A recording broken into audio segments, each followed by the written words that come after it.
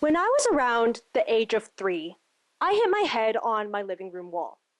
Now, this wasn't a typical child hitting their head kind of situation. It was pretty serious, to the extent at which even today, my family's living room wall still has a dent in the shape of my head in it. Now, I would like to note that this experience hasn't particularly affected my intellectual capacity in major ways. But what does consistently bother me about this, though, is that, well, I'm not really able to verify this fact.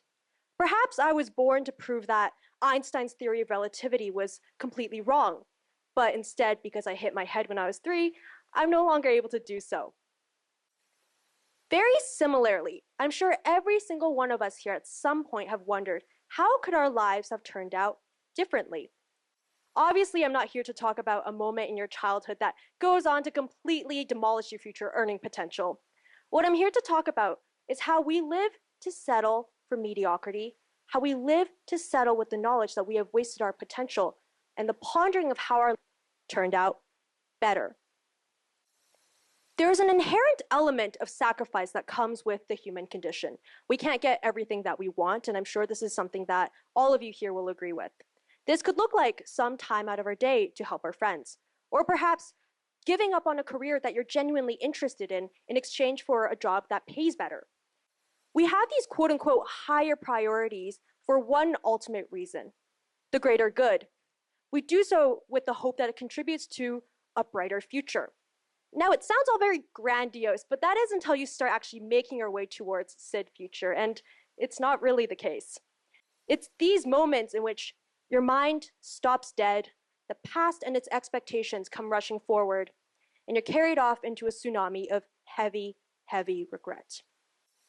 Now, regret for what, you may ask? Well, I've pinpointed this into one concept.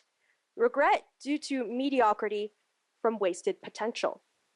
The baseline of this idea is an invented version of yourself. So if you could take a moment to imagine you, but in a parallel universe. So this version of you has everything that you have right now and everything that you want. This version of you is who you could have turned out as had you not made that one decision to sacrifice something in your life. Now, I say this in irony because truly how we turn out in our lives is not that simple. But the point is that when you yourself end up in a specific place in life, you yourself are the sole person who gets all the blame for this. And it's that deeply rooted self-blame and the yearning to live as the other version of yourself that makes this so incredibly dangerous.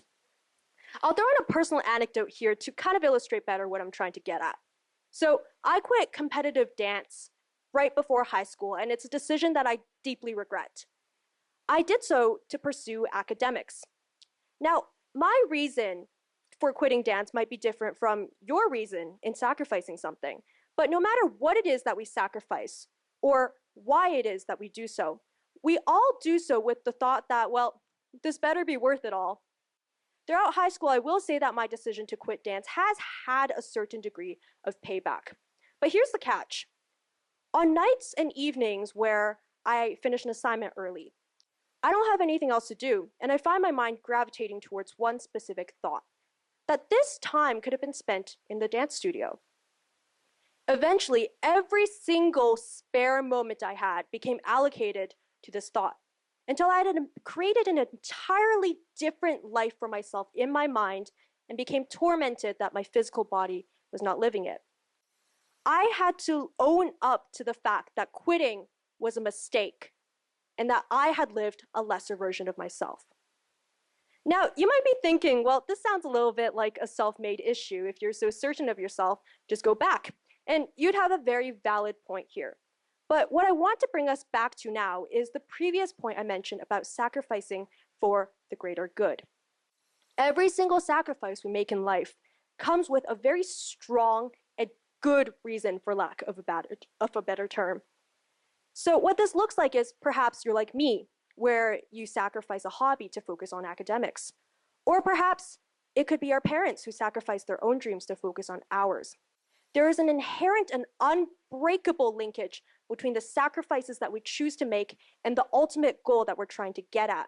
And this inherent and unbreakable linkage is exactly what stops us from ever turning back.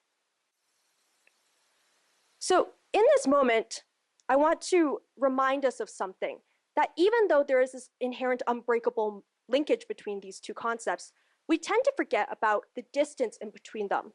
So envision two pillars of the start and the end, and the distance that you have to work to get from sacrifice to success. It's not a process or a pathway to success that is within this distance. I like to think of it more as a middle void. A void in which there are infinitely many variables that could easily obliterate all the effort you had put in previously. In other words, even though you made a sacrifice, that doesn't guarantee success in the end. Envision this. Say it's like a river in between this void. Some of us might have the ability to fashion ourselves a set of wings, and this set of wings will carry us over the river, avoiding a struggle altogether. Very much like the Greek mythological character Daedalus, who also made his own set of wings to escape the ocean that entrapped him. Alternatively, though, some of us might not even know how to swim. And as a result, you're trying to struggle against the current and make your way towards the other path, all while not drowning. There's so much within this void and within this river that is up to you, and so much that could and probably will go wrong. And as a result, regret for your own actions almost feels like an inevitable, unavoidable consequence of anything that you do. So I ask you this: if you were guaranteed to feel regret no matter the circumstances, would you bother changing the circumstance? The life of someone who doesn't know how to swim might pale in comparison to the life of someone who has their own set of wings. But according to the Greek mythology of Daedalus, he lost his son Icarus to the very same set of wings that freed him, and he had to live with that regret. The point of this is that no matter how well or how terribly we deem our own lives to be, we always will believe that we can do better. And that's what makes regret the universal constant factor in the entirety of humanity. With this in mind, then, I want to bring our attention to 2 points. First is that right before this entire journey and the heavy feelings of regret, we made an initial sacrifice. And this sacrifice was backed by a grandiose dream that may or may not lead to disappointment. But I want us to disregard the outcome of the dream first and focus on that initial leap of faith and the incredible sense of purpose that spurred us. This sense of purpose does not go away during your time through the void or during your time at any other point in life.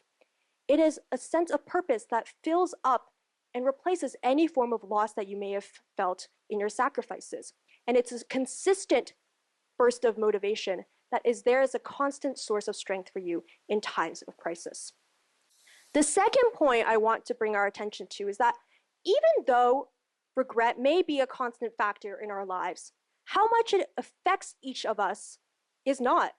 Whether your life right now is mildly, considerably, or significantly regrettable is entirely up to you to decide. We get lost and fixated in a particular version of ourselves.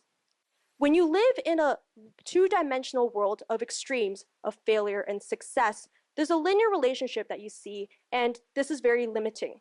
So when you settle and your life settles in the mediocre position between success and failure, obviously you're going to default and fixate on the one particular version of yourself that is successful. However, I argue throw a third dimension in there, and the possibilities open up. According to the University of Toronto, 50 to 70% of students are consistently looking, 50 to 70% of students change their majors at least once in their pursuit of their degrees. And according to the recruitment agency Apollo Technical, up to 70% of all workers are consistently looking for a new job. Even though this underlying current of change might be due to our desire to do better in life, it's also a very important reminder that our lives are not meant to be rigid, and neither are our dreams. Falling short of one goal does not mean that you can't aim for another objective. Simply because you're living as a mediocre version of yourself right now does not mean that you won't ultimately become the person who you wish to be. But most importantly, the fact that I want to bring our attention to right now is that mediocrity is all a matter of perspective. We deem our lives to be mediocre because we hope our sacrifices have the maximal amount of meaning to them, and that in many of our visions is maximal success. But the truth is that no matter the outcome of your decisions will always have maximal amount of meaning because these are choices that you're making for yourself. These are choices that you're constantly making to pave your way towards a future, potentially change goals, and prove to yourself that your future is still unwritten. So in the end, what I want us to remember is that mediocrity is all subjective. There is no singular version of who you could be, and there is no singular version of who you should be.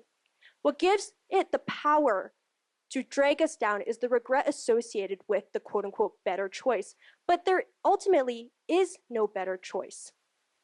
I think that what we should remember ultimately is that we should appreciate how much privilege we have in being able to make our own individual choices, in being able to change our own paths in the future, and being able to work towards what we want in life. Thank you very much.